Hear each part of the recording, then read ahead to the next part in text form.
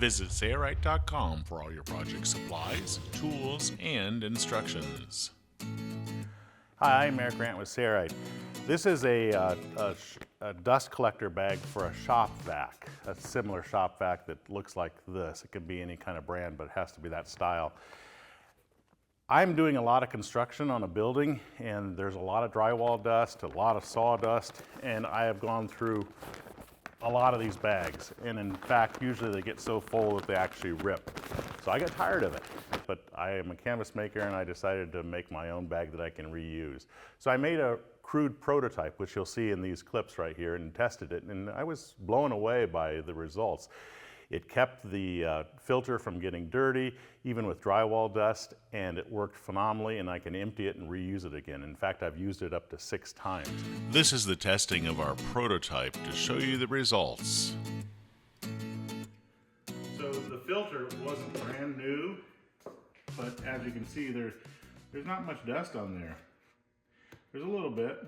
Obviously, I do expect some to escape, especially with fine drywall dust. So here's the first prototype of that bag, and we are cleaning up drywall dust. Look at this, it's just full of drywall dust. Let's open up the zipper and take a look at this. It's gonna probably be a dusty mess.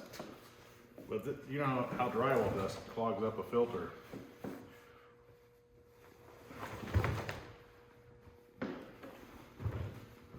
Look at that. Now, what I should do is I should take this outside and I should shake it off. But I'm just going to take it back to the vacuum because the whole idea is that you can reuse these bags. I'm going to zip it up. There's some dirt in that zipper, that's for sure. Probably should be shaken out, but there, we got it closed. And I'm going to put this prototype back in, and we're going to continue to use it and see if we can destroy it. The next clip shows that same prototype bag after 6 uses. So this is our filter that we had. We've used it several times. It's not very dirty. This is our prototype bag. Look at all the stuff. So this is a prototype, and it's been filled probably 6 times so far, and doesn't have a single rip in it.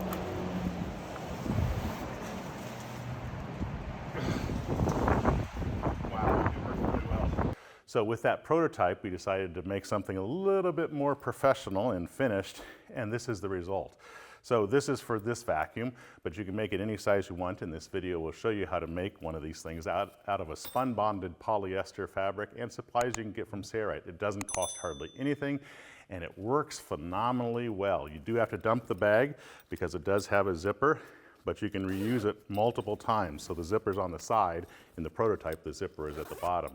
And this design works beautifully. So let's get started and show you how to make your reusable shop vac dust collector bag. Measuring your vacuum comes first. So this can be done with any brand of shop vac and any size, as long as it's this style. You only need 3 measurements. So I'm going to use a soft tape measure and measure around at the widest part. And this is on the outside. You don't have to do this on the inside. And what do I get here? I get about 38 inches or so. Even though it's 38 inches, I'm probably just gonna go with a 42 inch. Why increase it from 38 to 42? Well, our fabric is actually 42 inches in width, so we don't have to make a cut for that side.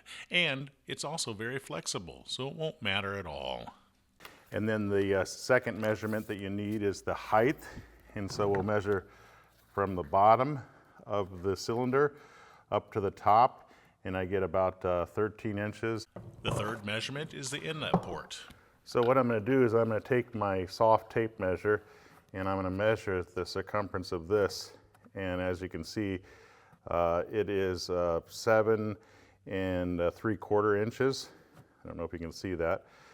That is this circumference around it. 7.75 divided by pi, which is 3.14, equals 2.46. So 2.5 inches is the diameter of that circle. With those measurements, we can cut our Spun bonded polyester to size. So we measured the height of the canister from the bottom to the top, and it was around 13 inches. I want to multiply that times 2, that's 26, but I do want to add 4 more inches. And why is that? Well, I want the bag to sit at the base of the canister, so when it's full of dirt, it's not pulling away from the nozzle on the inside. So multiply your height times 2 and add 4 inches, and then cut your fabric to size. So this is a spun bonded polyester fabric. It's a breathable fabric, yet fairly water resistant. So it makes excellent dust bags like this. And it's usually used for pillow protector fabric. The pillow protector fabric is 42 inches wide, so we don't have to cut it to the width for us. We need to mark it at 30 inches, and you don't have to be square at all with this. So don't worry about that. Just mark it and strike a line and cut it to size. It's now time to sew in our number 10 coil zipper. This is a number 10 coil zipper. It's a Linzip brand. And you only need to use 1/2 of the zipper. So there again, you can use both halves to make multiple bags. Along the height, this is our 30 inches for us that we measured. We're going to put the zipper on like this so that the teeth are facing the bag.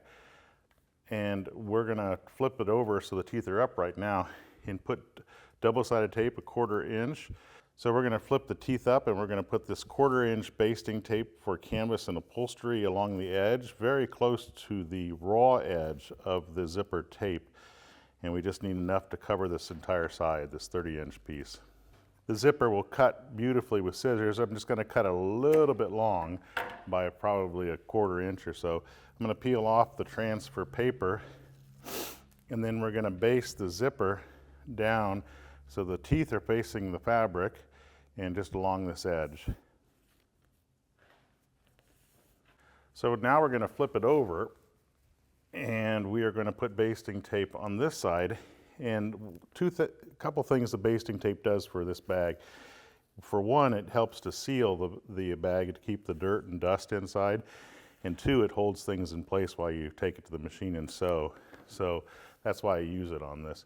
And then we're going to peel off the transfer paper, and then we're going to fold this back, okay?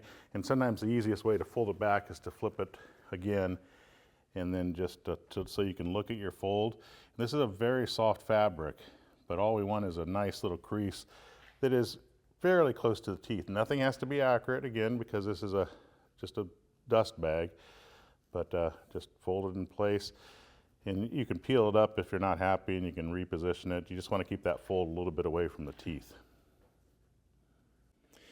Now I'm using a Text 70 thread. It can be polyester, or it can be nylon, and I've set my stitch length to about 4 millimeters, and I'm just going to sew right next to the zipper's teeth, doing some reversing at the beginning, and sew all the way down this edge. Again, remember, this is roughly folded. I did not do it very accurately because it's not that crucial. It's not like it's a canvas or an upholstery project. So when we get to the end, we're going to do some reversing there as well. We need to create a receiver hole for the inlet of the vac. That's next. This is a Shelterite vinyl. You can use any kind of tough vinyl like this if you have any scrap anywhere. You can actually order a sample from Sarite that's 6x6, which is what this is. And then this is a 12-inch by 12-inch closed cell foam piece that you can get at Sarite. It's very inexpensive. You'll need both of these. So you probably have to order this, but you might have some of the scrap of this laying around. So what we're going to do is we're going to draw a circle. We said 2.5 inches, so we want to roughly find the center. It doesn't have to be perfect again.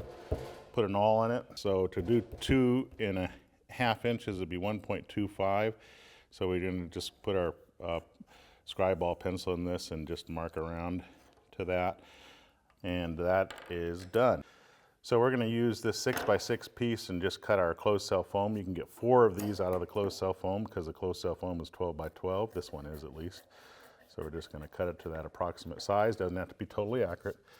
And you can see it cuts beautifully with scissors. This is the outside of the bag. Our fold is on the top, and I'm just going to find the center by folding the zipper to the other side here. And this is roughly our center, so I'm just going to mark it there and open it up I can see the mark through the material here, so I'll put it on this side. And again, with my zipper facing up, so I'm going to measure down approximately 2 inches and just put another line there. And this is going to get sewn on. I've got my vinyl on top, my closed cell foam, and then my pillow protector or a spun bonded polyester on the bottom. We're going to sew around the perimeter. So I'm going to sew about 1/4 inch from the edge. There's no hard, fast rules on this. Do a little bit of reversing. I'm going to increase my tension here a little bit. When I get to the corners, what I'm going to do is I'm going to bury my needle. The needle comes up slightly, lift my foot, pivot on that corner, and sew down the sides. And then when we get to where we started sewing, we'll just do some reversing there as well. I'm going to put this pad on the underside, but you can do this on a sacrificial surface. Then take a razor blade or a utility knife, and you're cutting through all the layers from edge to edge, okay? You might have to make this bigger if it doesn't fit well. You just have to do some testing for it. So what I'm going to do is I'm going to make some pizza here. I'm not going to eat it though. But we definitely want to do it a few times, otherwise it just won't work well. So we got to cut pieces that are approximately like this big. We'll sew the bag wrong side out, and then afterwards we'll flip it right side out. We're going to put this double-sided tape on all the sides except for the sides. I'm sorry, not all the sides actually. We're going to put it on one of the sides, the top over here, and then we're going to put it on that end over there. The side with the zipper, I'm not going to put any on there. We've already done that. You don't need to put it at the bottom. So this side, and this will help to seal the bag. Our stitches will hold it as far as strength, but this will kind of seal the edges as well. We're not going to sew through this tape because with light fabrics, it can gum up your needle. We're going to sew right beside it. I'm going to peel off the transfer paper on those two sides, revealing the glue. And we are going to fold it. So this is the outside surfaces are facing each other, so it's wrong side out. I'm going to fold it here, and again, don't worry if things don't match up perfectly. You just want them to basically be over top of each other. The basting tape's on top of another piece. And then this piece looks like it's a little bit off, so I'm going to peel it up and make sure that it's nice and flat.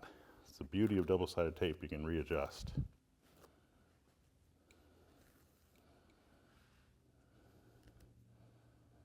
Like that. Perfect. And again, don't worry if the things are a little bit off. Now we're going to come over here to the zipper. Zipper teeth are facing in the inside, so the slider needs to go to the inside. So we're just going to make sure the slider's on the inside, because this would be wrong, this would be right. We're going to put it on one side, and then we're going to feed this side up to it. Make sure that it's as flush as possible. Push the slider in place, and then pull on the slider. And we'll just zip it all the way almost to the bottom down there. We're going to have to open this up after we're done sewing. So let's take it to the machine and sew. So the zipper is like this right now, and I'm going to push the zipper flat. I'll just do it so you can see it. So it's basically, the fabric is made a T, but I'm going to push the fabric over, and we're going to sew through the zipper, and we're going to sew it approximately 1/2 inch. It doesn't have to be exactly 1/2 inch. And we are going to do some reversing over this because we want this to be, oops, I got to make sure it walks over it. We got to make sure this is held down well at the end of the zipper. So I've gone over it once and twice, and I've also reduced my tension because this fabric is so light it'll pucker. And sometimes if you pull on the fabric from the back and then put your hand on the front, you can keep it from puckering up as you sew. So again, I'm beside the double-sided tape. And we're just going to sew all the way around, about 1/2 inch or so from the corner.